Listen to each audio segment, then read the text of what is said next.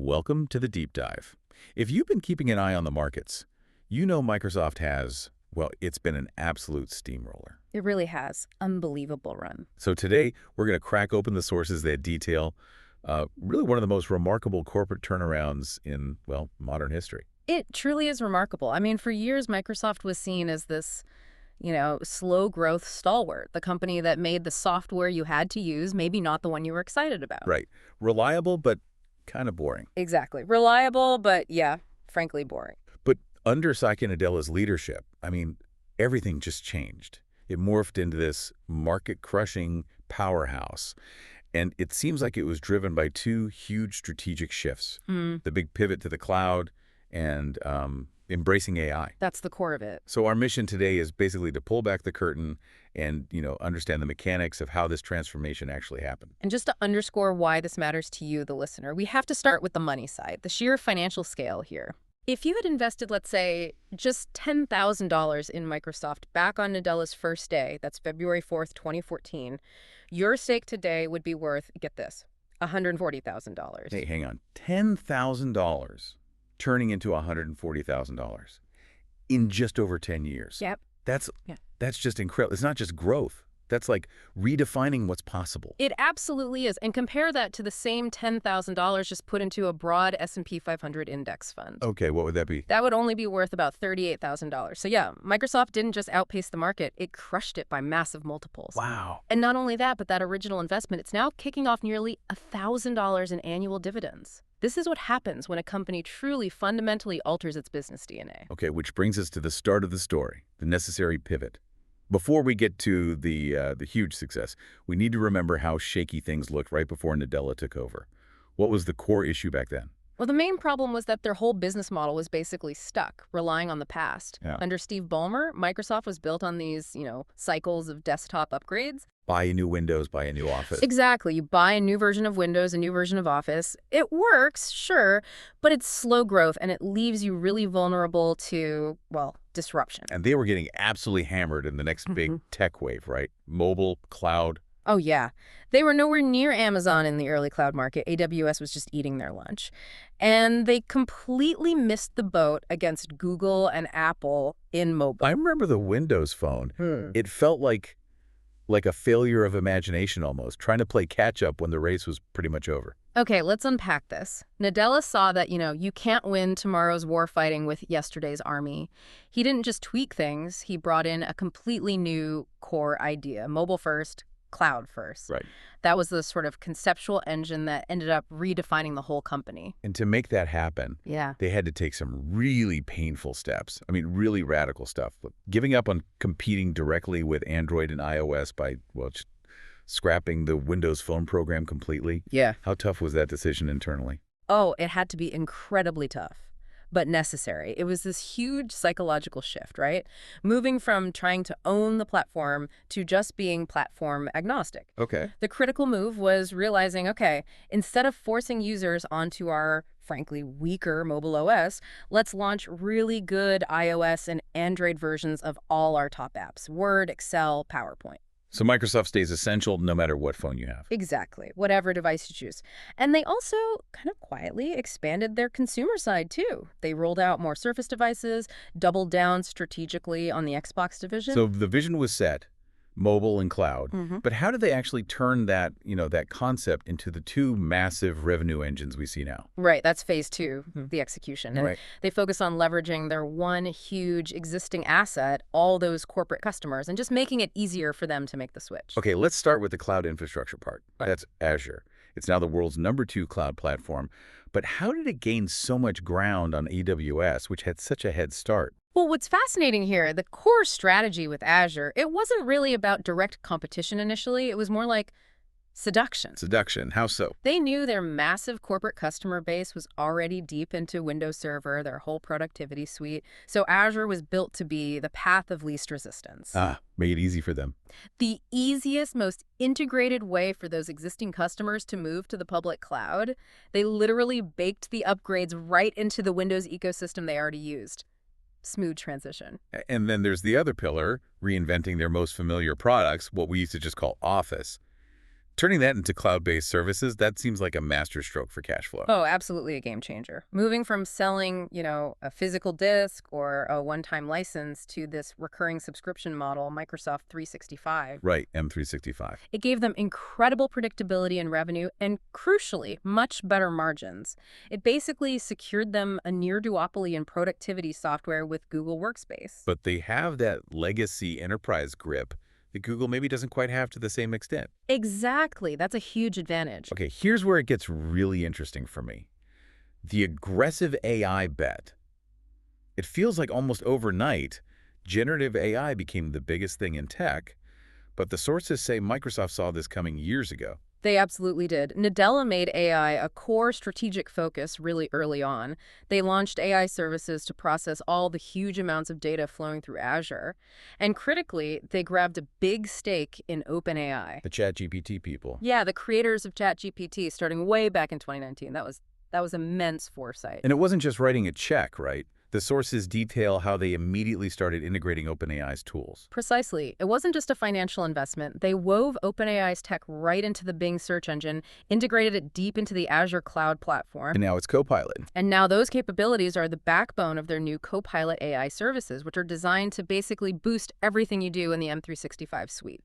This really aggressive, integrated approach, it gives them a commanding lead right now in actually monetizing AI. And we shouldn't forget the diversification they get from that third engine, gaming.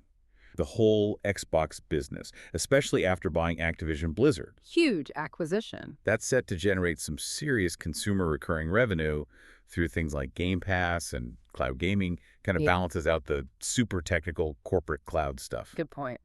Okay, so now that we've laid out the strategic moves, we need to look at phase 3. The financial reality. The sources are pretty clear that these initial big, aggressive investments, pivoting to mobile, building out Azure, buying into OpenAI, they initially squeezed margins. Okay, wait. Margins getting squeezed while spending big on data centers and acquisitions. That sounds like a bit of a contradiction, or at least a big risk. Did the sources mention any pushback, like this was too risky? Or did the cloud pivot just pay off that fast? The sources basically confirm it was a calculated risk, and yeah, it paid off pretty quickly. While those initial margins were tight, they managed to sustain momentum, even through, the pandemic, inflation, geopolitical stuff. Right. So let's pause on the financial leap then. From fiscal 2015 to fiscal 2025, what did revenue growth look like? Revenue grew at a compound annual growth rate, CAGR, of 12%.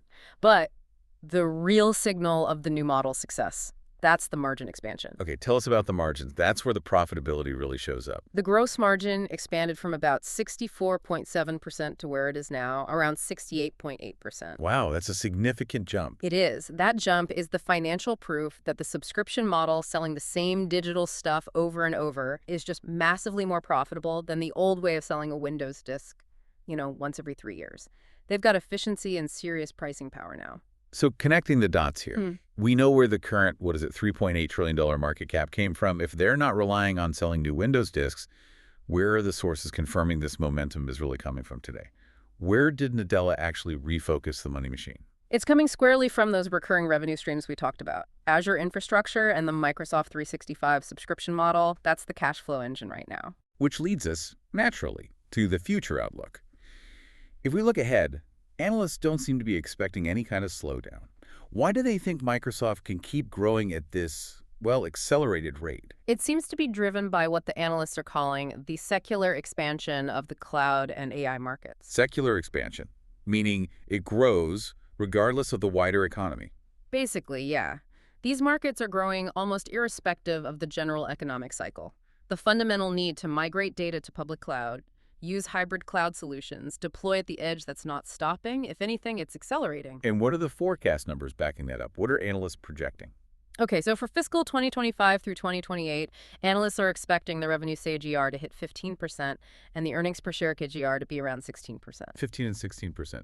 That's still really strong growth for a company of this size. It is. It keeps them way ahead of the general market. And it implies just continued massive investment in things like data center expansion just to handle the AI workload that's coming. It also seems like they have a bit of a strategic edge over Amazon and Google, maybe because of who their main enterprise customers are. Like, they're the neutral player in the cloud wars. That's a really crucial insight from the sources. Microsoft attracts these huge enterprise companies, think major retailers, big streaming services, financial institutions who often compete directly against Amazon's retail side or Google's ad Well, business. they probably don't want to host their critical data on their competitor's platform. Exactly. Those customers are understandably a bit hesitant to put their core infrastructure on a platform run by a direct competitor. So Microsoft benefits massively by being this huge, yet relatively neutral number two cloud player. And they've got incredible financial firepower to keep that advantage going. Yeah. Our sources highlighted they were sitting on this gigantic pile of cash. What was it, $94.6 billion? Yeah, $94.6 billion in cash, cash equivalents, and short-term investments at the end of fiscal 2025. Just a huge war chest. And that cash position, it gives them immense flexibility, right? They can deploy that capital for more big acquisitions if they see an opportunity, or they can use it aggressively for share buybacks. Which boosts earnings per share, helping investors directly. Exactly. So they're strategically positioned, and they're financially ready to execute whatever comes next. Okay, but this does raise the important question, the elephant in the room maybe, about the current valuation. After this massive run-up, we have to look at the risk.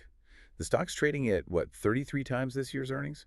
Yeah, around 33 times. That sounds expensive. Yeah. I mean, is that justified? That's the critical check here, right? And while, yeah, 33 times earnings is definitely high, the analyst consensus seems to be that the robust, recurring, and rapidly expanding growth, especially from cloud and AI, actually justifies that higher valuation multiple right now. So the market believes the growth story. It seems so. The sources project that even if the stock trades at a slightly more modest multiple, say 30 times forward earnings, and assuming they hit those pretty aggressive analyst expectations, the stock could still rise about 26% to around $645 over the next 2 years. Okay, so the high multiple isn't necessarily a flashing red warning sign, but more a reflection of the market's confidence in sustained, above-average growth, really powered by that AI monetization strategy. Exactly. The company basically redefined its own future. So wrapping this up, what does it all mean? I guess the core takeaway is that Microsoft successfully shifted its whole identity. They went from being this, desktop legacy company trying to avoid becoming irrelevant, Right. to a true cloud and AI-first company that's now aggressively setting the pace for the whole tech industry. That fundamental strategic change completely reset their growth path and, obviously, their market value. And the sources we looked at ultimately recommend Microsoft as a, quote, great stock for long-term investors to buy, hold, and forget. Buy, hold, and forget. Which gives us kind of a fascinating final thought for you, the listener, to consider. If the stock is forecasted to rise maybe 26% over just the next 2 years, but the long-term advice is to just forget about it. What are the characteristics of a business that's so dominant, so strategically positioned, that a long-term hands-off approach actually outperforms trying to time the market dips and peaks? What's the hidden risk, maybe, in not having that hold and forget mindset when you're dealing with a company that seems to be defining its own growth curve? Interesting. Something to definitely mull over. Yeah, until our next deep dive.